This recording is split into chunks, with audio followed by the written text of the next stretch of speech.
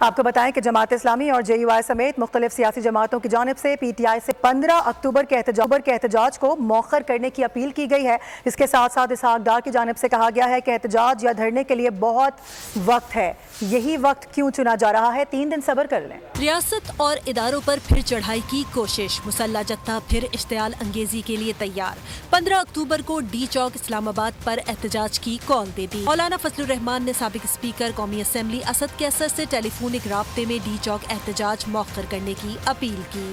جماعت اسلامی نے بھی SCO سمٹ کے موقع پر تحریک انصاف کو احتجاج ملتوی کرنے کی اپیل کی۔ ادھر اسحاق ڈار کا کہنا ہے کہ ریاست پر حملہ کر کے ساری لائنز کراس کی گئی، 9 مئی کی غلطی درست کرنے کا وقت ہے، احتجاج یا دھرنے کے لیے بہت وقت ہے، 3 دن صبر کر لیں۔ ادھر 15 اکتوبر کے ڈی چوک پر احتجاج کے معاملے پر PTI کے درمیان پھوٹ پڑ گئی۔ اسد کیسر سمیت متعدد رہنما SCO سمٹ کے موقع پر احتجاج کے حق میں نہیں، جبکہ دیگر پارٹی رہنما SCO کو سبوتاژ کرنے کی کوشش پر ہٹ دھرم بنے ہوئے ہیں۔ سبسکرائب کریں اور بیل دبائیں تاکہ کوئی خبر رہ نہ جائے۔